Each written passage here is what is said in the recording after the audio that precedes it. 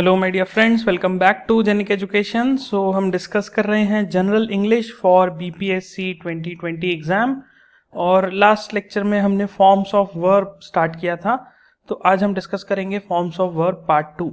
तो देखिए, first form of verb का जो सेशन था उसमें मैंने आपको बताया था कि कितने तरह के वर्ब्स होते हैं, कितने तरह के फॉर्म्स होते हैं बेसिकली।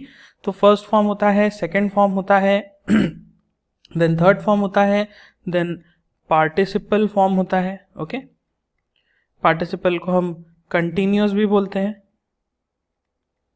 ओके, एंड देन हमारा प्रेजेंट और सिंगुलर फॉर्म होता है। ओके, सिंगुलर प्रेजेंट फॉर्म,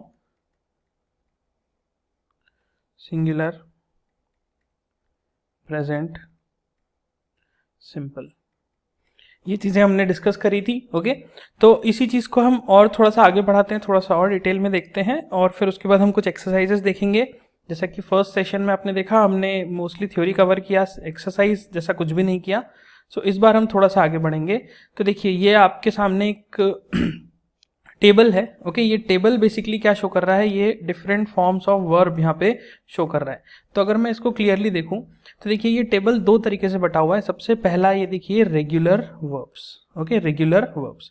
तो रेगुलर वर्ब्स में अगर मैं फर्स्ट फॉर्म ऑफ वर्ब की बात करूं तो रेगुलर वर्ब कौन सा हो सकता है, जैसे कि वर्क। तो वर्क एक रेगुलर वर्ब है जिसका फर्स्ट फॉर्म क्या है, वर्क। इसका सेकंड फॉर्म क्या है, वर्कड। और थर्ड फॉर्म क्या है, वो भी वर्कड ही है। इसीलिए आप देख सकते हैं कि ये वर्कड जो है ये एक ही सेल में लिखा हुआ है पूरा का पूरा। ओके, इसका अगर पार्टिसिपल फॉर्म देखूं, मतलब कि कंटिन्यूअस फॉर्म देखूं, तो कंटिन्यूअस फॉर्म बेसिकली वर्किंग हो जाएगा। ओके, वर्क का क्या हो जाएगा, वर्किंग। और फिर सिंगुलर प्रेजेंट फॉर्म देखूं तो वर्क्स हो जाएगा। ओके, जैसे कि हमने अभी डिस्कस किया था लास्ट लेक्चर्स में कि सब्जेक्ट वर्ब एग्रीमेंट एक कंसेप्ट होता है जहां पे हम सब्जेक्ट और वर्ब को मैच कराते हैं। सिंगुलर सब्जेक्ट है तो सिंगुलर वर्ब होना चाहिए, प्लूरल सब्जेक्ट है तो प्लूरल वर्ब होना चाहिए। तो इसलिए वर्क जो है ये फर्स्ट फॉर्म है और इसका सिंगुलर प्रेजेंट फॉर्म में क्या हो जाएगा, ये वर्क्स हो जाएगा। बाकी कोई डिफरेंस नहीं होगा। प्रेजेंट सिंपल सिंपल फॉर्म मतलब पास्ट सिंपल फॉर्म बोला जाए या फिर पास्ट पार्टिसिपल बोला जाए, दैट इज सेकंड और थर्ड फॉर्म, तो दोनों ही केसेस में वो वर्कड होगा। ओके, कंटिन्यूअस फॉर्म में वर्किंग हो जाएगा। फिर हम आते हैं इररेगुलर वर्ब्स पे, जो कि सबसे ज्यादा प्रॉब्लमेटिक होते हैं, सबसे ज्यादा चैलेंजिंग होते हैं, दैट इज इररेगुलर वर्ब्स। तो देखिए, इररेगुलर वर्ब्स बहुत सारे होते हैं, ठीक है, लेकिन हमें उन्हें रटने की जरूरत नहीं है, ऐसा मगअप करने का आवश्यकता नहीं है। हम सिर्फ क्या कर सकते हैं कि जितने ज्यादा से ज्यादा क्वेश्चंस को सॉल्व करेंगे उतना ज्यादा हमारी मेमोरी इस चीज को एक्सेप्ट कर पाएगी। ओके, अगर आप ऐसा टेबल लेके बैठ जाओगे और उसको रटने की कोशिश करोगे तो वो नहीं हो पाएगा। इसीलिए सिर्फ इस टेबल को समझिए, अंडरस्टैंड कीजिए कि ये बना क्या है, यहाँ पे क्या मैं शो करना चाह रहा हूं, और इस तरह से ये आपको क्वेश्चंस को सॉल्व करने में हेल्प करेगा। ओके, फॉर एग्जाम्पल मैंने एक वर्ब लिया कट। तो कट जो वर्ड है इसका पास्ट पार्टिसिपल पास्ट सिंपल अगर मैं देखूं, वर्ब का सेकंड फॉर्म देखूं, तो वो जैसा वर्क का वर्कड हो गया, ऐसा कट का कटेड नहीं हो जाता। ओके, ऐसा कटेड जैसा कोई वर्ड नहीं होता। तो कट का सेकंड फॉर्म भी कट ही रहता है और थर्ड फॉर्म भी कट ही रहता है, इसमें कोई डिफरेंस नहीं आता। ओके, तो एक तरह से मैं अगर यहाँ पे इस चीज को लिखना चाहूं तो I can write something like this, ताकि आपको अंडरस्टैंडिंग में प्रॉब्लम ना आए। कट का फर्स्ट फॉर्म कट हुआ, सेकेंड फॉर्म भी कट ही होगा। ओके, और थर्ड फॉर्म भी कट हो जाएगा।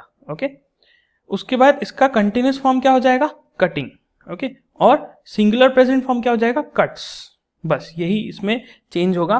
तो ये आप देख सकते हैं कि इर्रेगुलर क्यों बोला, क्योंकि ये ईडी लगा के सेकंड फॉर्म नहीं बनता। ओके, हमने डिस्कस किया था कि अगर आप किसी वर्ब में फर्स्ट फॉर्म में ईडी लगा देते हैं तो सेकंड फॉर्म बन जाता है, बट यहाँ पे ऐसा नहीं हो रहा, यहाँ पे कट का कट ही रह रहा है। देन मेक की बात करें तो मेक का सेकंड फॉर्म मेक्ड नहीं होता। ओके, मैं ऐसा MEKED लिखूं, अगर MEKED, तो ये मेक्ड जो है ये कोई वर्ड ही नहीं है। ओके, तो इसकी जगह क्या होता है, मेक का सेकंड फॉर्म मेड हो जाता है, थर्ड फॉर्म भी मेड ही हो जाता है। ओके, फिर participle form continuous form making, और देन सिंगुलर फॉर्म हो जाता है मेक्स। ओके, इसी तरह से सिंग वर्ड को देखें तो सिंग का सेकंड फॉर्म सैंग हो जाता है और थर्ड फॉर्म संग हो जाता है। ओके, सिंग्ड नहीं होता। ओके, कंटिन्यूअस फॉर्म क्या होता है, सिंगिंग, और प्रेजेंट सिंपल फॉर्म हो जाता है, सिंगुलर प्रेजेंट सिंपल फॉर्म हो जाता है सिंग्स। ओके, देन हैव की बात करें तो हैव में सेकंड फॉर्म हैड हो जाता है और थर्ड फॉर्म भी हैड हो जाता है। ओके, अगर मैं इसको सेपरेटली लिखना चाहूँ तो फिर participle form continuous form having, और फिर present simple singular present simple में ये हैव का हैज हो जाता है। ओके, तो आई हैव बोलेंगे, ही हैज बोलेंगे जब भी फर्स्ट फॉर्म है। तो एक तरह से यहाँ पे मैं बताना चाह रहा हूँ कि ये भी फर्स्ट फॉर्म ही है, लेकिन ये सिंगुलर सब्जेक्ट के साथ यूज होगा और ये प्लूरल सब्जेक्ट के साथ यूज होगा। ओके, ये डिफरेंस है। डू की बात करें तो डू का सेकेंड फॉर्म हो जाता है डिड और थर्ड फॉर्म हो जाता है डन।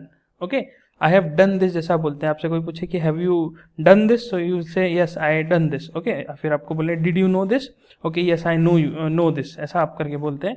तो did is the second form, okay, और done is the third form. फिर past participle form continuous form देखें तो ये हो जाता है डूइंग, और प्रेजेंट सिंगुलर प्रेजेंट सिंपल हो जाता है डस। ओके, तो आप जनरली बोलते हैं ना कि डू और डज का यूजेज बताना है, तो डू और डज में क्या है ध्यान रखना है आपको कि अगर आपका सिंगुलर सब्जेक्ट है तो आप डज यूज करेंगे, ओके, और प्लूरल सब्जेक्ट है तो डू यूज करेंगे। ओके, ये बहुत ही इंपॉर्टेंट है। और इसी तरह से अगर मैं एक वर्ड लूँ यहाँ पे बी, ओके, बी का बीई, तो बी भी क्या है, मैंने आपको बताया था लास्ट लेक्चर में कि ये भी बेसिकली एक वर्ब है जिसका प्रेजेंट फॉर्म क्या है, ओके, मतलब फर्स्ट फॉर्म क्या है, बीई, बी। ओके, इसका सेकेंड फॉर्म क्या है, सेकेंड फॉर्म हो जाता है वॉज या फिर वर। ओके, वॉज कब यूज होगा, जब हमारा सिंगुलर सब्जेक्ट हो, और वर यूज होगा जब हमारा प्लूरल सब्जेक्ट हो। ओके, बीन क्या है, इसका थर्ड फॉर्म है, तो बी का सेकेंड फॉर्म वॉज या वर हो जाता है और थर्ड फॉर्म बीन हो जाता है। ओके, फिर कंटिन्यूस फॉर्म बीइंग हो जाता है, BEING। ओके, और फिर अगर इसका प्रेजेंट सिंपल देखें तो एम, आर या फिर इज एक और आ जाता है। तो एक तरह से ये तीनों का कॉम्बिनेशन है, इसको हम बोलते हैं इज एम आर।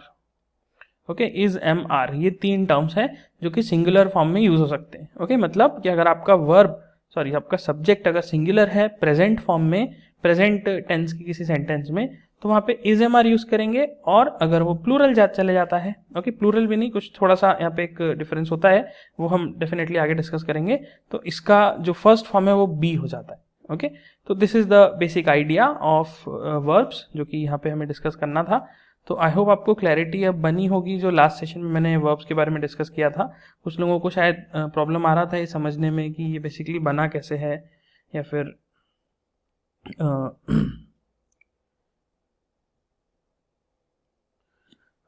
या फिर ये चीज़ को हम कैसे ग्रैस्प करें या फिर कैसे यूज़ करें।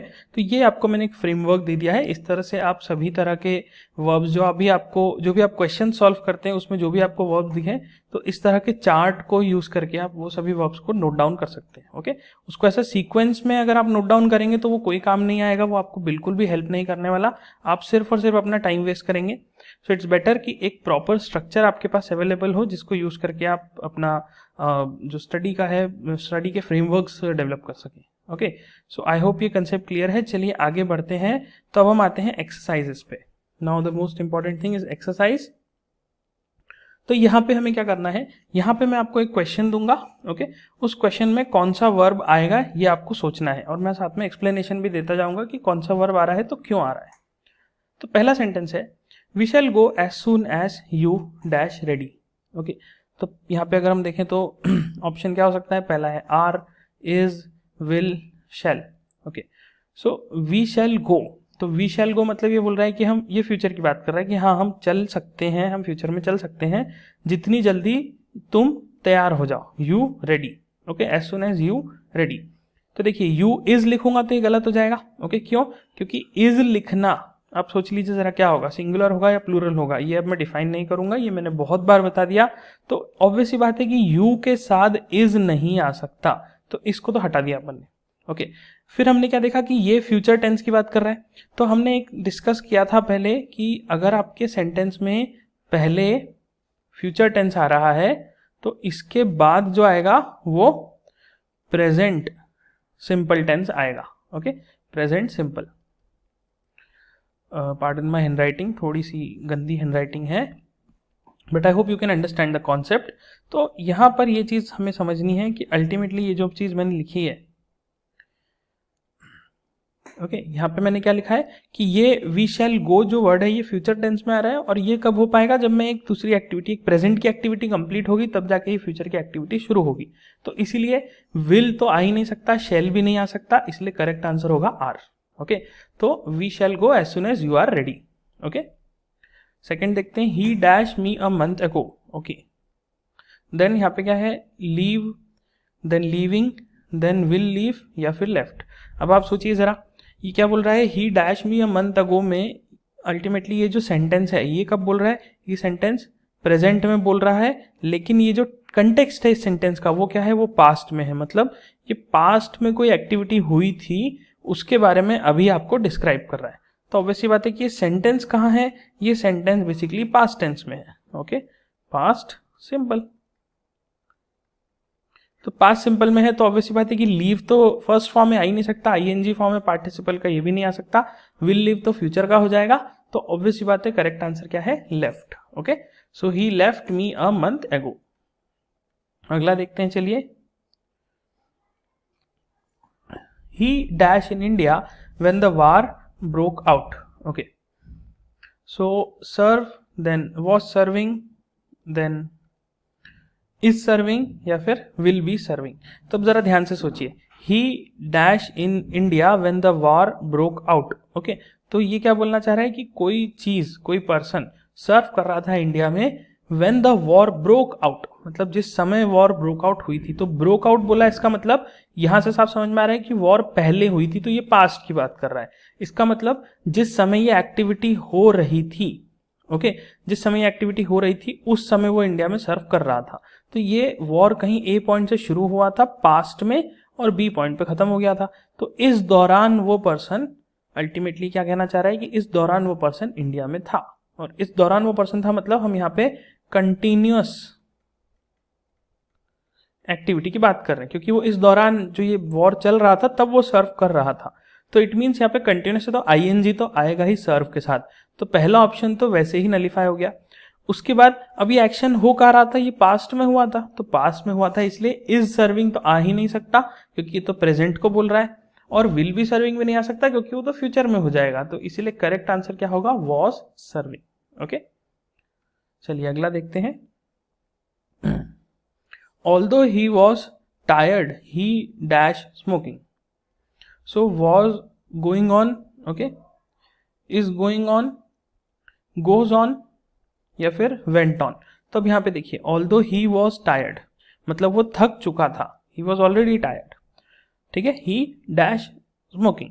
ओके, तो अब इसका अगर हम कंटेक्स्ट देखें तो ये कंटेक्स्ट में क्या बोलना चाह रहा है, इट वॉन्ट टू से क्यों, बट वो टायर्ड था, वो पहले से थक चुका था, but still he wasn't stopping, वो कंटिन्यूसली कर रहा था वो एक ही पर्टिकुलर एक्शन को। तो फिर हम कैसे यहाँ पे निष्कर्ष निकालें कि यहाँ पे क्या आ रहा था, हम ये बताना चाह रहे हैं कि he is continuously doing that action. Okay, तो जब ये आईएनजी यहाँ पे इसने लिख दिया ही डैश स्मोकिंग, तो यहाँ पर समझ में आ रहा है कि ठीक है ये एक एक्टिविटी है जो ये कर रहा था। ओके, तो ये एक्टिविटी में आईएनजी आ गया, इसका मतलब ये एक्टिविटी चल रही है, इस तरह से ये शो करना चाह रहा है। ओके, तो फिर यहाँ पे क्या चीज़ करेक्ट होनी चाहिए, तो पहली चीज़ तो मैं ये कहूँगा कि यहाँ पर जो भी वर्ब आएगा उसमें आईएनजी फॉर्म नहीं आने वाला, क्योंकि ऑलरेडी ये एक ऑनगोइंग एक्टिविटी की बात कर रहा है इस वर्ड में आईएनजी लगा के। तो गोइंग ऑन वाला तो वर्ड आ ही नहीं सकता, तो गोइंग ऑन वाले तो सब हट गए।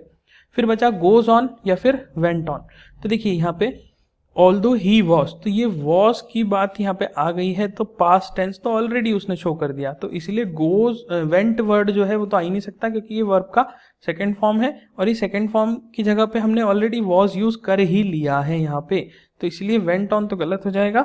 So the correct answer will B goes on. क्यों गोज ऑन क्यों होगा, इसीलिए बिकॉज ये पहला सेंटेंस पास्ट में है। ओके, तो ये क्या बताना चाह रहे हैं कि एक एक्टिविटी है जो कि उसने पास्ट में, मतलब वो टायर्ड था बट फिर भी वो कंटिन्यू करता रहा। ओके, तो कंटिन्यू कर रहा है मतलब ये प्रेजेंट की बात हो रही है। Genic Prime is the new features by Genic Education where you will get 450 plus video series questions explanation, Prime Facebook group for doubt solving, assignments, live sessions and many more. If you are interested then visit website and join quickly. For any query call on 9837933283. Okay, तो वो tired हो चुका था but फिर भी continuously वो activity चल रही थी। तो चल रही है इसलिए हम क्या बोलेंगे कि यहाँ पे goes on will be the most appropriate word. Okay, चलिए अगले पे आते हैं। When he stopped no one dash anything. Okay, say, said, says, sorry, या फिर हैड से। तो अब आप सोचिए जरा क्या होगा यहाँ पर। Ultimately he went, when he stopped, तो जब वो स्टॉप हुआ, नो वन डैश एनीथिंग, मतलब वो उसके रुकने के बाद की कोई एक्टिविटी बोलना चाह रहा है। तो उसके बाद रुकने के बाद की एक्टिविटी को अगर हम देखें तो यहाँ पे क्या आना चाहिए, ये फर्स्ट एक एक्टिविटी हो गई और उसके बाद ये एक और एक्टिविटी हुई। Okay, no one dash anything. तो जिस मोमेंट पे वो स्टॉप हुआ, मतलब ये क्या हुआ, ये बेसिकली पास्ट परफेक्ट की बात कर रहा है। पास्ट परफेक्ट मतलब एक एक्टिविटी जो पास्ट में शुरू हुई, पास्ट में ही खत्म हो गई। तो व्हेन ही स्टॉप्ड, तो जिस मोमेंट पे वो स्टॉप्ड हुआ। तो अगर मैं एक ऐसा सेंटेंस लिख रहा हूं जिसमें कि एक एक्टिविटी जहां खत्म हो रही है उसके बाद एक और एक्टिविटी को वो डिफाइन करना चाह रहा है, तो ये जो दूसरी एक्टिविटी आ रही है, ओके, ये एक्टिविटी को यहां पर मैं क्या करूंगा, यहां पर मैं यूज करूंगा पास्ट पार्टिसिपल फॉर्म। ओके, तो ये पास्ट पार्टिसिपल से क्या हो जाएगा अल्टीमेटली, यहां पर तो कुछ बोलने की बात कर रहा है कि नो वन, किसी ने कुछ बोला नहीं, तो किसी ने कुछ नहीं बोला तो से वर्ड आना चाहिए, ये तो हमें कंफर्म है। लेकिन से वर्ड क्या डायरेक्टली आ जाएगा, नहीं डायरेक्टली तो नहीं आएगा। फिर क्या आएगा, फिर इसका पास्ट पार्टिसिपल फॉर्म आएगा, दैट इज सेड। ओके, तो correct answer will be said. चलिए अगले को देखते हैं। First is she dash for you in the lounge since 6 o'clock। Okay, then दूसरा was had been waiting, first was waiting, then has been waiting, या फिर will be waiting।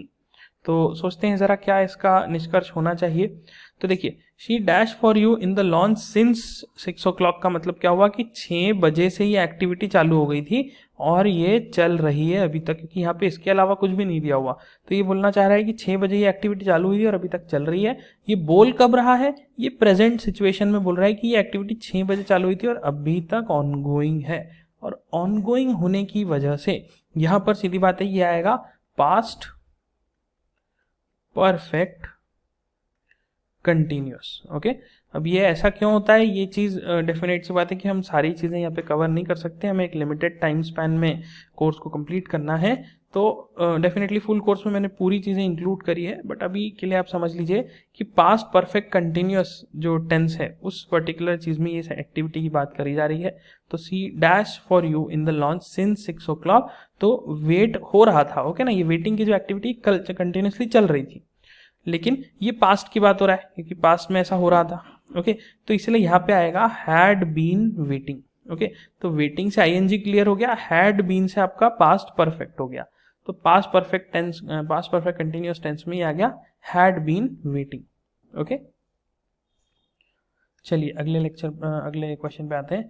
Dash is next is cuckoos dash nest, cuckoos dash nest they use the nest of other birds. Okay, तो क्या बोलना चाह रहा है वो यहाँ पे, डू नॉट बिल्ड या फिर could not build, should not build या फिर हैव नॉट बिल्ड।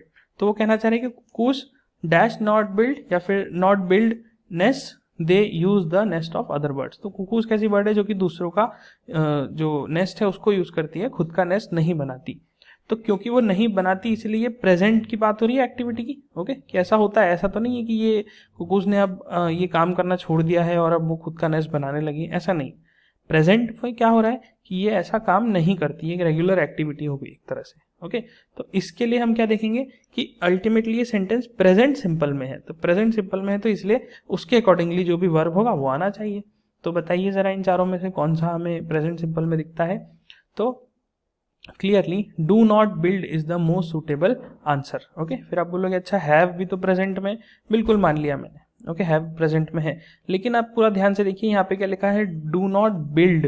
ओके, और यहाँ पे क्या लिखा है, बिल्ट। तो ये बिल्ट तो क्या है, ये तो पास्ट फॉर्म हो गया। तो इसलिए ये वाला सेंटेंस में हैव नॉट बिल्ड नहीं आ सकता। हैव नॉट बिल्ड होता तो हम सोच सकते थे कि ये हो सके depending on the context. Okay, but यहाँ पर अभी कंटेक्स्ट जो है वो सिंपल बस ये बोलना चाह रहा है कि वो नेस्ट नहीं बनाते, they use the nest of other birds. Okay, so present simple form. Next, we shall finish the work before he dash, he will come, he comes, या फिर शैल कम, या फिर वुड कम। ओके, तो ध्यान से देखिए जरा यहाँ पे, we shall finish the work before he comes, मतलब एक एक्टिविटी है जो कि आने वाली जो एक्टिविटी है वो कहाँ पे होगी, वो होगी बेसिकली फ्यूचर में। ओके, उसके पहले एक प्रेजेंट एक्टिविटी है। ओके, तो देखिए ध्यान से इस चीज को समझते हैं, we shall finish the work, तो हमें कर लेना चाहिए, मतलब एक फ्यूचर की एक्टिविटी की अभी हमने नहीं कंप्लीट किया है बट हमें काम कर लेना चाहिए, बिकॉज उसके आने के पहले पहले हमें वो काम कर लेना चाहिए, मतलब ये एक्टिविटी जो है ये आपके फ्यूचर में हो जाएगी, और इसके पहले, सॉरी उल्टा कह दिया मैंने, ये जो एक्टिविटी है काम करने वाली, ओके, ये एक्टिविटी कंप्लीट हो जानी चाहिए, और उसके बाद ही that person should land, okay, that person should come. तो एक्टिविटी 1 हो गई और एक्टिविटी 2 हो गई। तो इस केस में हमें क्या ध्यान रखना है कि जब हम इस तरह से एक्टिविटी को डिफाइन कर रहे हैं तो पहला वाला अगर फ्यूचर में है तो उसके आगे वाला जो होगा उसको हम एक तरह से प्रेजेंट फॉर्म में रखेंगे। ओके, तो ये फ्यूचर में है तो ये प्रेजेंट में है, तो यहाँ पे करेक्ट वर्ड क्या होगा, प्रेजेंट तो होगा ही होगा, बिल्कुल सही बात है, लेकिन साथ में हमें ध्यान रखना है कि यहाँ पर ये जो ही लिखा हुआ है ये कौन से टेंस, ये कौन सा सब्जेक्ट है, क्या ये सिंगुलर है, क्या ये प्लूरल है। तो क्या होना चाहिए, we shall finish the work before he come back. अगर मैं कम बैक लिखता हूं तो क्या सही होगा, नहीं होगा, क्योंकि ये सिंगुलर सब्जेक्ट है और सिंगुलर है तो इसलिए ये कम्स बैक होना चाहिए। So we shall finish the work before he comes back, तो comes word will be the perfect word for this particular film. Okay, तो ऐसा क्यों हुआ, आई होप क्लियर हो गया होगा कि ये एक्टिविटी अगर एक फ्यूचर में है, ओके, काम खत्म करने वाली, तो ये जो बाद वाली एक्टिविटी है इसको मैंने थोड़ा सा गलत दिया था, इसको प्रेजेंट में होना चाहिए। ओके, तो इस वजह से हमने यहाँ पे कम वर्ड का यूज किया है। चलिए अगला एक्सरसाइज देखते हैं। If I dash a bird I would fly from place to place. So if I dash a bird, okay, तो यहाँ पे देखिए पहला ऑप्शन वॉज, दूसरा है वर, तीसरा है वुड बी और हैड बीन। अब देखिए यहाँ पर बहुत ही इंटरेस्टिंग है, if I was a bird, अगर मैं ऐसा बोलता हूँ if I was a bird I would fly from place to place. Okay, if I were a bird I would fly from place to place, then I would be a bird. तो देखिए ये क्या बोल रहे हैं कि अगर मैं ऐसा होता तो मैं ये काम करता। ओके, तो एक तरह से ये जो एक्शन है ये कहाँ है, ये जो बर्ड वाला if I were a bird वाला ये पास्ट की बात कर रहा है कि ऐसा अगर होता तो फिर I would fly from place to place, ये ऐसा मैं काम करता। तो एक एक्टिविटी पुरानी अगर पास्ट में हो जाती तो उस पर डिपेंडेंट थी दूसरी एक्टिविटी की ये हो जाती। तो इसीलिए यहाँ पे क्या आएगा, यहाँ पे डेफिनेटली पास्ट का ही कुछ वर्ड आएगा। पास्ट के वर्ड में क्या हो सकता है, वॉज हो सकता है या फिर वर हो सकता है। अब हमने क्या डिस्कस किया था कि डेफिनेटली जब हम यहाँ पे ये आई लेंगे तो आई के साथ यहाँ पे वॉज आना चाहिए। तो if I was a bird I would fly from place to place, ये बिल्कुल करेक्ट होता सेंटेंस, कोई प्रॉब्लम नहीं। एक छोटी सी चीज यहाँ पे आ रही है, बहुत ही छोटी सी चीज, और उसे कहते हैं हम विश। तो देखिए ये सेंटेंस कैसा है, ये सेंटेंस बेसिकली एक विश है, ठीक है ना। अगर मैं ऐसा होता तो मैं ऐसा करता, ये बेसिकली एक विश की बात कर रहा है। ओके, एक इच्छा शो करने की बात कर रहा है। तो जब इच्छा शो करने की सेंटेंस इस तरह से जब आता है, विश का सेंटेंस आता है, तो वहां पे वॉज की जगह क्या प्रेफरेंस मिलती है, वर को। तो करेक्ट यहाँ पे वर्ड क्या हो जाता कि if I were a bird I would fly from place to place. Okay, तो if I were a bird, तो ये मैंने क्यों जज किया, ये मैंने इसलिए जज करा क्योंकि इफ आई वर आई लिखा हुआ है, तो इफ आई में क्या हो रहा है, एक तरह से एक विश की बात हो रही है। तो जहां पे भी आपको ऐसा इफ आई फॉर्म में लिखा हुआ दिखाई दे तो आप समझ जाना कि ये सेंटेंस कहीं ना कहीं विश को डिफाइन कर रहा है, और विश के केस में हम वर को यूज करते हैं। ओके, जो भी मैं पॉइंट बोल रहा हूँ इसे नोट डाउन जरूर कर लीजिए। चलिए अगला देखते हैं। When he reached home at midnight he found his mother dash for him. Okay, waited, has been waiting, waiting, या फिर विल बी वेटिंग। अब आई थिंक आप खुद ही बता दीजिए तो एक्टिविटी कैसी है, व्हेन ही रीच्ड होम, तो जब वो घर पहुंचा उस समय हर मदर वॉज वेटिंग, मतलब उस समय वो मदर वेट तो कर रही थी, ठीक है ना। तो ये जो एक्टिविटी है मदर की, ये तो कंटिन्यूस फॉर्म में है, तो वेटेड वर्ड तो आ ही नहीं सकता, क्योंकि जो भी वर्ब आएगा उसमें आईएनजी तो आएगा ही आएगा। अब आईएनजी आएगा वो तो हमने समझ लिया। फिर क्या हो रहा है कि व्हेन ही रीच्ड होम, मतलब ये एक्टिविटी पास्ट में हुई। ओके, उस समय उसकी मदर वेट कर रही थी, तो पास्ट की एक्टिविटी कंप्लीट हुई कि वो घर पहुंचा, और फिर उसने ये देखा कि ये एक्टिविटी तो ऑलरेडी चल रही है, तो ये एक्टिविटी चल रही है इसलिए ये प्रेजेंट में चल रही है। ओके, अब प्रेजेंट पे तो चल ही रही है साथ में, ये अल्टीमेटली ये पास्ट के आगे से चालू हुई है यहाँ पे। ओके, तो क्लियरली मैं कह सकता हूँ कि सिर्फ वेटिंग तो नहीं आएगा और विल बी वेटिंग तो नहीं आ सकता, क्योंकि ये फ्यूचर टेंस की बात कर रहा है। Okay, he found his mother waiting for him. Okay, तो वेटिंग, सॉरी ये गलत बोल दिया मैंने, फ्यूचर वाला टेंस तो नहीं आ सकता क्योंकि फ्यूचर तो विल बी वेटिंग हो जाएगा।